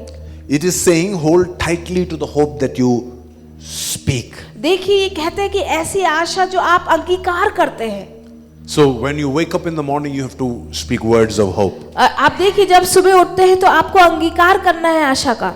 When you go to work, you have to speak words of hope. जब आप काम पे जाते हैं आपको आशा के अंगीकार करना है। You know, the world says, don't say it. If you say it, you will lose it. देखिए वचन दुनिया कहती है कि ऐसा ना कहे, अगर आप बोलेंगे तो आप खो देंगे। You know, when you're about to get a promotion, everybody says, keep quiet, don't say it. और कई बार आप दुनिया कैसे खाती है कि अगर प्रमोशन मिल रहा है तो कहते चुप रहो। Because if you say, it will be bad luck. तो अगर आप बोल देंगे तो बुरा लक हो जाएगा। Is it correct? Yes, People yes, say that? Yes. But you know what Apostle Paul says? No, you do the opposite. देखिए प्रेरित पौलुस क्या कहता है, आप ऑपोजिट करें। We don't keep quiet. हम शांत नहीं रहते, We hold tightly. हम दृढ़ता से थामे रहते हैं। We speak with hope. हम आशा के साथ देखते हैं। We speak with faith. हम आशा विश्वास के साथ अंगीकार करते हैं। You know, there are things that you desire for. आप यहाँ पर कुछ चीजें जिसको आप इच्छा रखते हैं In your personal life, आप अपने जीवन में, in your family, अपने परिवार में, in your house, अपने घर में, in your church, अपने कलेशा में, in your city. अपने शहर में। You cannot walk out of this hope-filled environment and then look at the city and say, this city will never badlega. आप इस आशा भरे वातावरण से बाहर जाके आप निराशा की बातें नहीं कर सकते। Instead, you have to say, this city, this road will be fixed. और आपको पता है, आपको कहना है कि ये रोड जरूर बनेगा। Next day, they come and kudofy even more. और अगले दिन वो और खोद देंगे। But you have to say, no, this road will be fixed. और आपको कहना है कि ये रोड बनेगा। There will be tar on this road. यहाँ पर कार आएंगी। There will be 2 lanes on this road. और 2 लेन बन जाएंगी इस जगह पे। You know what you're doing? You're holding tightly to the confession of your hope. अब देखिए अब क्या कर रहे हैं, अब आशा के अंगीकार पे दृढ़ता से थामे हुए हैं। The Bible says Abraham hoped against hope. अब देखिए वचन क्या कहता है, अब्राहम ने आशा रखा Even when there was no hope. जब वहां कोई आशा नहीं था, When hope was fighting him, जब आशा उससे लड़ रहे थे, he kept hope against hope. वो होप के साथ आशा के साथ आशा रख रहा था।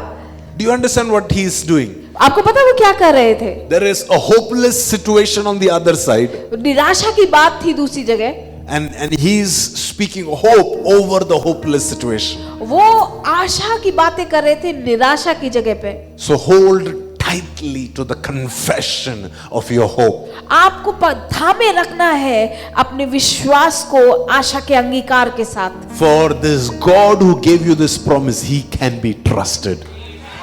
जो परमेश्वर ने आपकी प्रतिज्ञा दी है वो सच्चा है।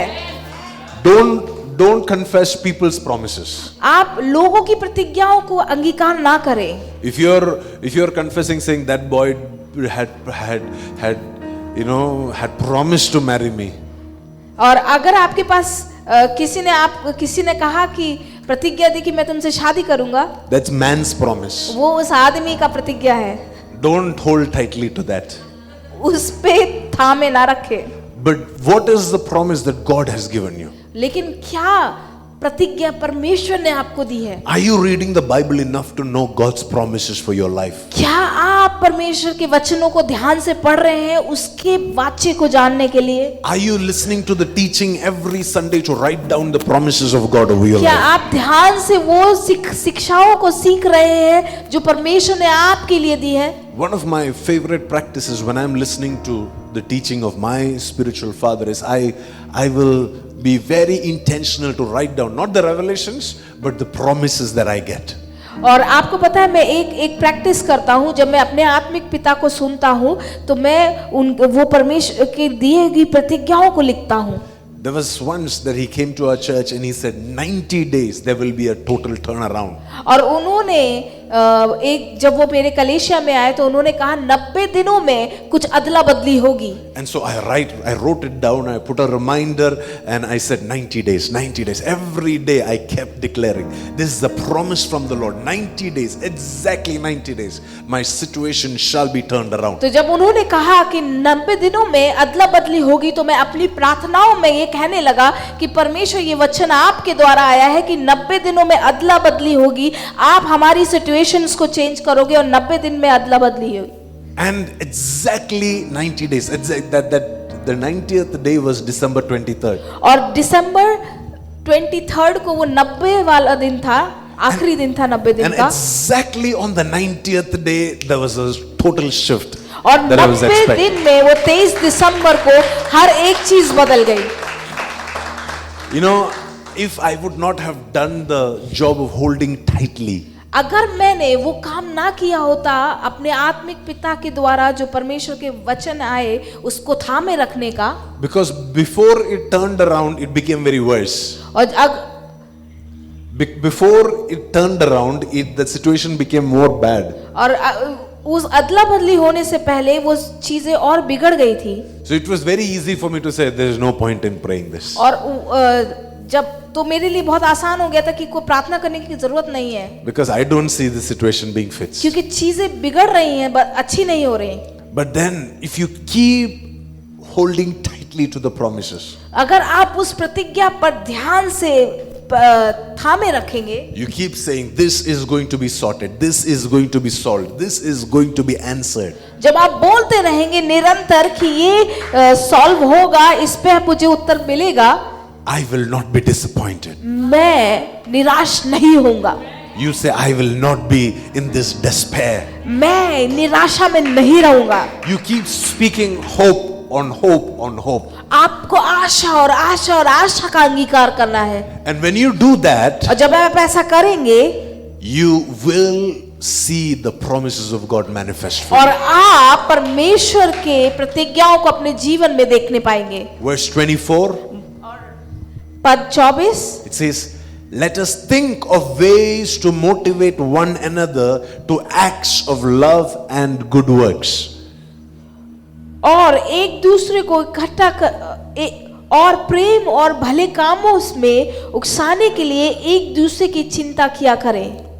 So it's not just about us. और ये सिर्फ हमारे लिए नहीं, Now it's saying, अब ये कहता है just like you hold tightly to your hope, जैसे आपने अपनी आशा को दृढ़ता से पकड़ा है, now you need to constantly think of ways to motivate each other to acts of love and good works. और प्रेम और भले कामों के द्वारा एक दूसरे की चिंता रखना है और उकसाना है। How can you, when you come to church, are you coming only for yourself or are you coming to also motivate one another? और क्या जब आप कलीसिया आते हैं तो सिर्फ आप कलीसिया अपने लिए आते हैं या एक दूसरे को इनकरेज करने के लिए भी आते हैं? It says, look, think of ways, become creative, plan, prepare, pray, and ask God to give you a solution. How can I motivate one another to acts of love and good works? वचन कहता है कि अपने आप को तैयार करें, अपने आप को समझे कि किस प्रकार से हम एक दूसरे को उकसा सकते हैं, उनकी चिंता कर सकते हैं. Consider, समझिए, meaning strategize, हमें एक स्ट्रैटेजी बनानी है, plan. हमें प्लान करना है. If you really believe this is the year of governance, आपको समझना, अगर आप सोचते हैं और विश्वास करते हैं कि ये राज्य का साल है, then you have to prepare in advance. तो आपको तैयारी करनी है. So when you come to church, you can't come empty-handed. तो जब आप पर कलीसिया आते हैं तो खाली नहीं आना. You can't come empty-hearted. आप खाली हृदय से नहीं आ सकते. You have to ask God, God, give me a word of encouragement for somebody today. और आज आपको पूछना है, परमेश्वर आज इनकरेजमेंट का वचन दीजिए मुझे किसी के लिए. Give me a word of blessing for somebody. आज मुझे आशीषों के वचन दीजिए किसी के लिए. It doesn't say let the pastor think of ways to motivate everybody. और आप That's not what it says. ये वचन ये नहीं कहता कि पास्टर साहब को वचन, ये वचन ये नहीं कह रहा. It doesn't say let the teachers think of ways to motivate everybody.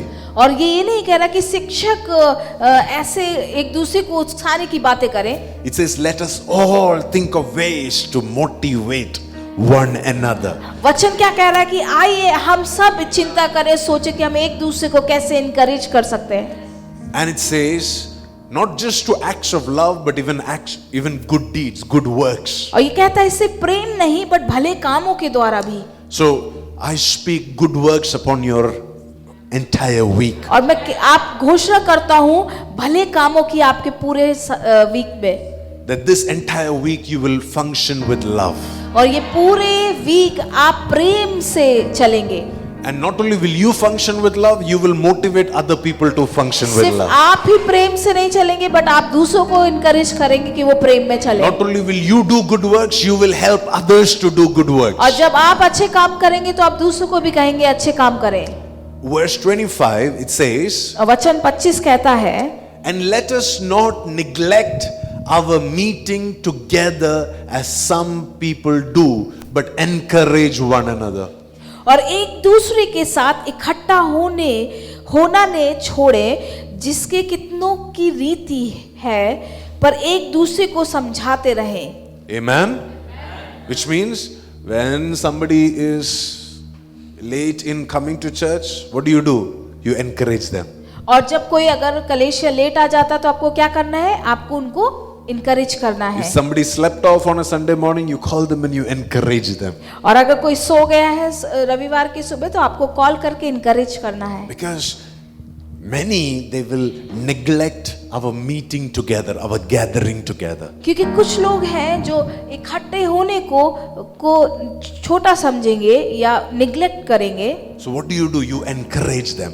आपको उनको इनकरेज करना है. Don't condemn them. उनको दोष ना लगाए. Don't call them names. उनको नाम से ना बुलाए. Don't take out your, your machine gun and start shooting them. अपनी मशीन गन से निकाल के उनको गोलियां ना मारने लगे.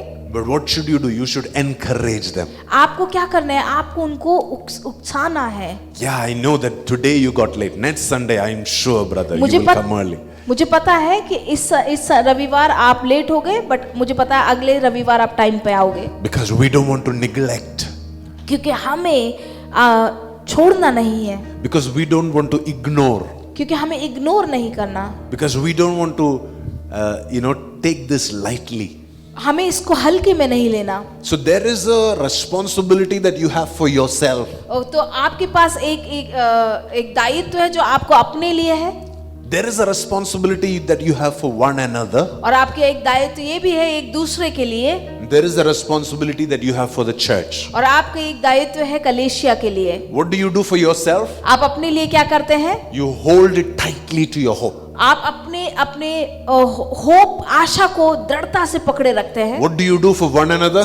आप एक दूसरे के लिए क्या करते हैं? You motivate each other to good works. और आप एक दूसरे को उकसाते हैं अच्छे भले कामों से। What do you do for the church? आप कलीसिया के लिए क्या करते हैं? You encourage everybody to come to church. आप कलीसिया को इनकरेज करते हैं कि लोग आए।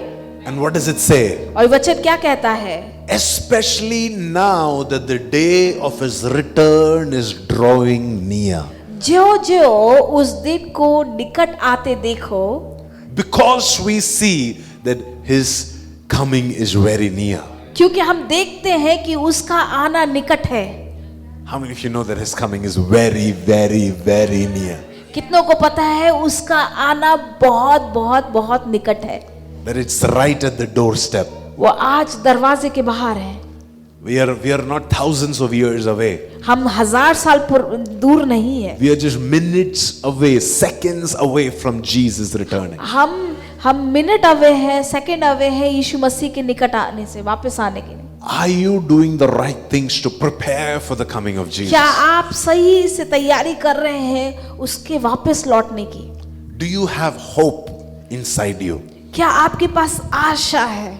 Are you encouraging one another? क्या आप एक दूसरे को उकसाते हैं? Are you building the church? क्या आप कलीसिया बनाते हैं? Because if you're not doing these three things, क्योंकि आप अगर ये 3 चीजें नहीं कर रहे, when Jesus returns, जब यीशु वापस आएंगे, if he finds you with a hope that is wavering, अगर वो आपको उस आशा में पाएंगे जो इधर उधर लुढ़क रही है, if he finds you totally disconnected from your brothers and sisters and not serving one another, और अगर वो आपको देखते हैं अलग, बिल्कुल अकेले अपने भाई बहनों से अलग, if he finds you not building the house of God, और अगर वो देखें कि आप कलीसिया नहीं बना रहे, if he finds you disconnected from the church, अगर वो आपको देखे कि उनको डिस्कनेक्ट कर दिया कलीसिया से, then it is you will be found to be unfaithful. तो आपको अविश्वास योग्य घोषित किया जाएगा। And that is why the Bible says, let us hold tightly. और इसीलिए वचन कहता है कि दृढ़ता से थामे रहना है, Because this is very important. क्योंकि ये बहुत जरूरी है। Because the coming of the Lord is right at our doorstep. और क्योंकि परमेश्वर का आना बहुत निकट है। You know, when I say it is right at our doorstep, many of you would have already heard the teaching from our prophet. आप देखिए, जब मैं कहता हूं कि उनका आना निकट है, यीशु का आना निकट है, आप सबने हमारे नबी की बात सुनी है। And you know, there is a huge possibility that it will happen within the next 10 years. और हो सकता है कि ये 10 साल के बीच में हो। It can happen. हो सकता है। Do you believe? क्या आप विश्वास करते हैं? At any point, the Antichrist can manifest. और किसी भी समय पे एंटीक्राइस्ट दिख सकते हैं। At any given point of time, we will hear the trumpet sound. किसी भी समय में हम तुरतुरु की आवाज को सुन सकते हैं। At any given point of time, we will be raptured to be with Him. और किसी भी समय हमारा रैप्चर हो सकता है।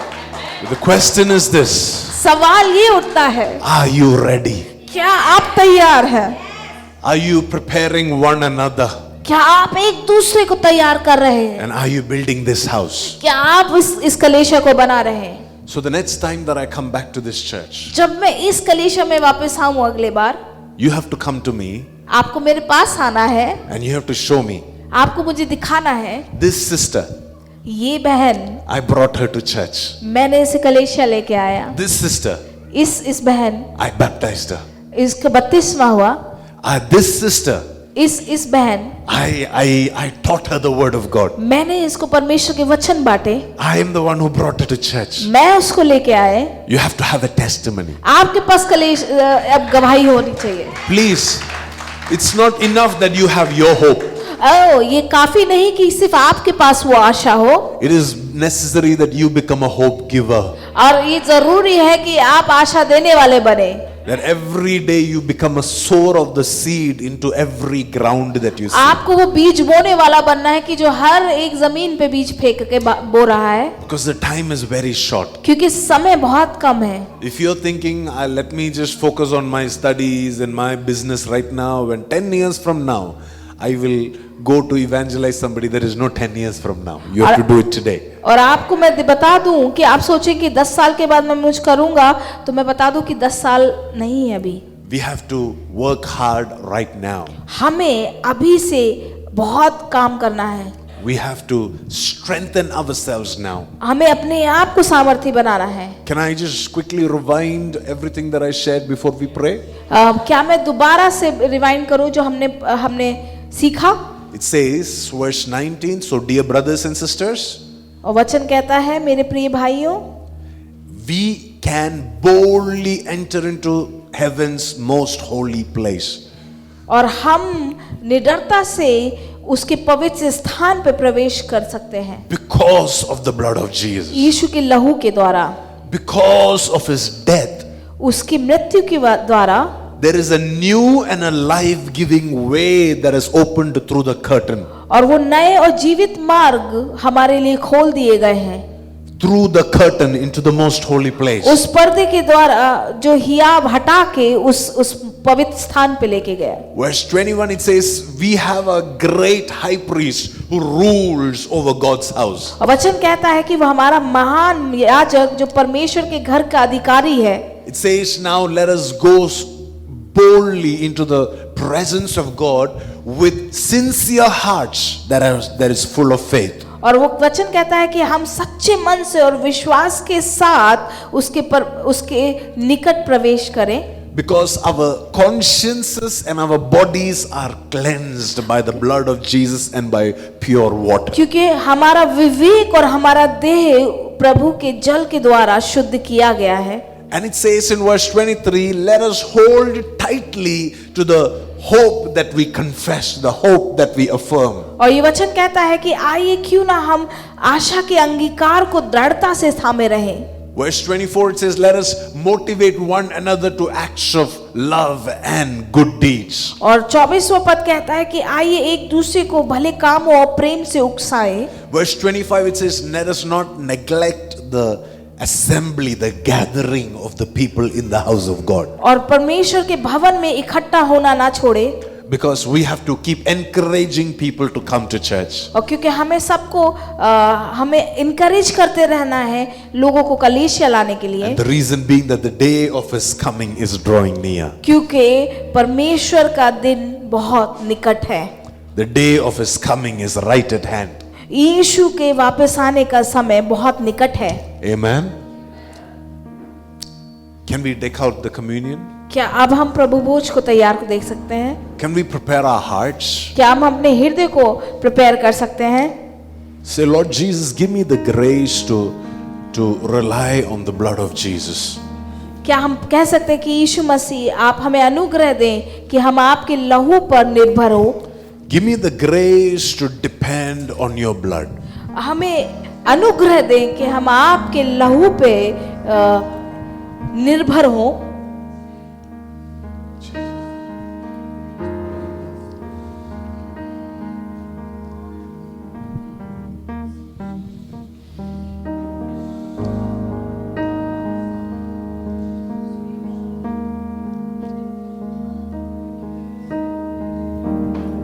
Bring your guilt into his presence.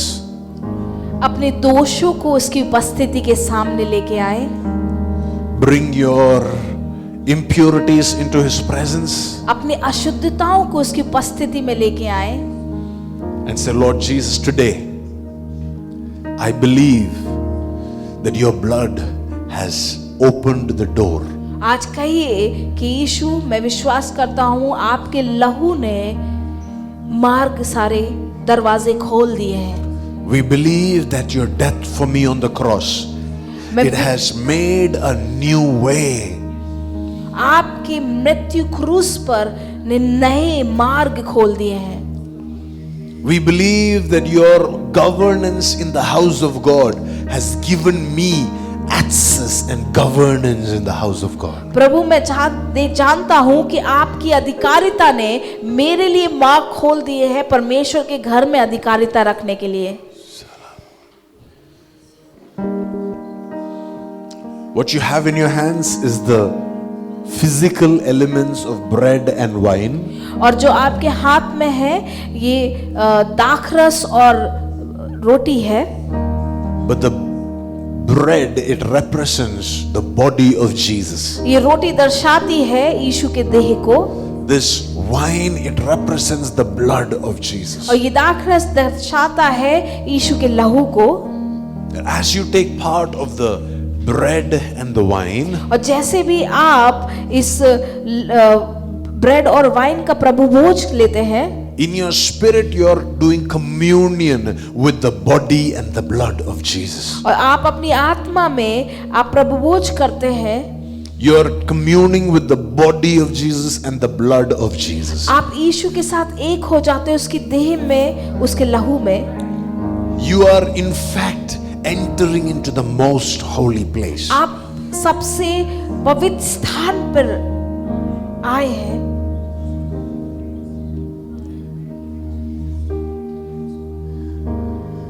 So let go of everything that has held you down in the past. तो जिस भी चीज ने आपको नीचे गिरा के रखा था, आज उसको जाने दें And say, Lord Jesus, it's by your blood.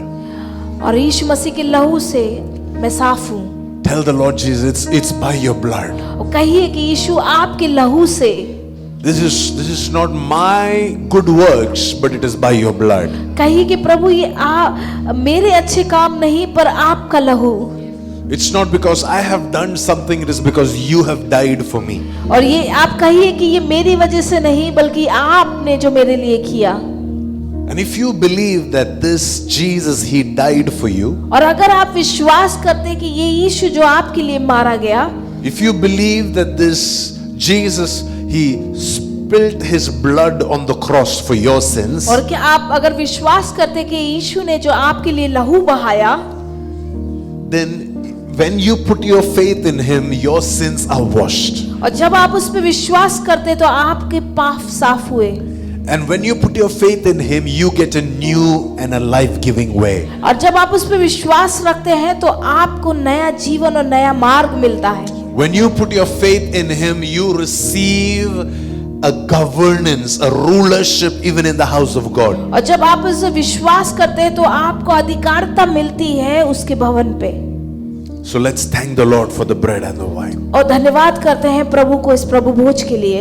Lord Jesus, as your children take part in the bread and the wine with me, यीशु मसीह जैसे प्रभु भोज हम साथ में लेते हैं आपके बच्चों के साथ, give us an encounter into the most holy place. प्रभु इनको एनकाउंटर दे सबसे पवित्र स्थान का।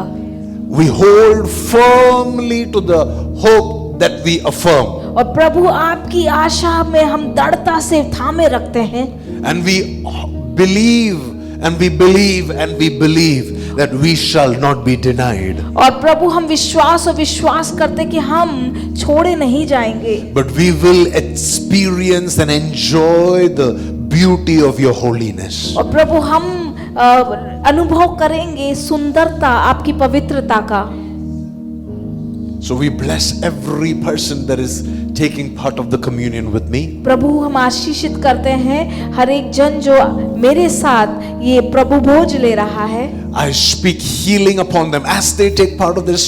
Let healing enter their body. मैं चंगाई की घोषणा करता हूँ इनके देह में। Let every torment of the enemy, let them be delivered from the torment in Jesus' name. हर एक शत्रु के प्रताड़ना से प्रभु आप इन्हें छुटकारा देंगे। And right now I speak overcoming power from every sins and bondages and addictions in Jesus' name. प्रभु मैं प्रार्थना करता हूँ, घोषणा करता हूँ वो सामर्थ की जिसने हर एक पाप पे अधिकारिता होगी। There shall be no more bondages in this house after this communion. इस घराने में कोई भी बंधन नहीं होंगे इस प्रभु भोज के बाद। We break every curses in the name of Jesus. हम हर एक कर्ज को यहाँ पर हर एक हाय को तोड़ते हैं यीशु मसीह के नाम से। We cancel every accusations of the enemy in Jesus' name. हर एक दोष को जो एनिमी ने इस घराने पे लगाए उसको यीशु मसीह के नाम से कैंसिल करते हैं। We are becoming one with your body and one with your blood. हम आपके देह में और आपके लहू में एक होते हैं। We receive this fresh new grace. हम ये नया अनुग्रह लेते हैं। And in Jesus' name we pray.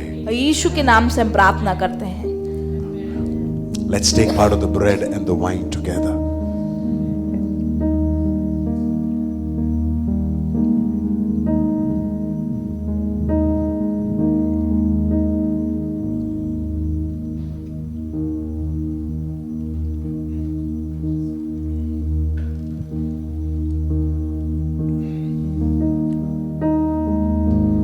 Thank you, Lord.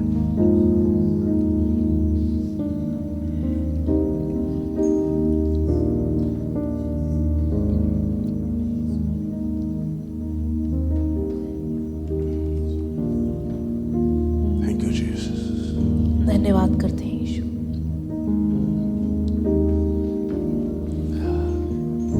We thank you for every healing. धन्यवाद करते हैं यीशु हर एक चंगाई के लिए। We thank you for every restoration.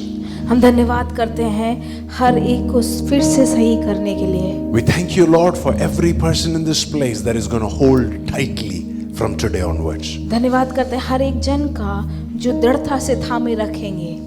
And so right now, in the name of Jesus, इस समय यीशु मसीह के नाम से we cancel every work of the enemy over your children. हम कैंसिल करते हैं हर एक चीज जो दुश्मन ने दोष लगाया आपके बच्चों पे। Every work of the enemy upon your children, we cancel it. हर एक काम एनिमी का आपके जीवन में कैंसिल करते हैं। And we cancel every slowness, everything that is causing things to be progressing at a very slow pace, we cancel that. और जो भी चीज धीमी हो रही है उसको कैंसिल करते हैं यीशु मसीह के नाम से। And we speak sudden speed and acceleration. मैं घोषणा करता हूँ उस तेजी का और उस एक्सेलरेशन का यीशु के नाम से। And we speak abundance of life and joy. अब बहुतायत का जीवन और आनंद की घोषणा करता हूँ। Every house that has lost joy, I speak joy be restored. हर एक घर जिसने आनंद को खो दिया वो आनंद उनके जीवन में दोबारा आएगा। In Jesus' name, यीशु के नाम से let there be a fresh bout of joy this week. यीशु के नाम से नया आनंद आपके जीवन में। This week, let there be an overflow of joy.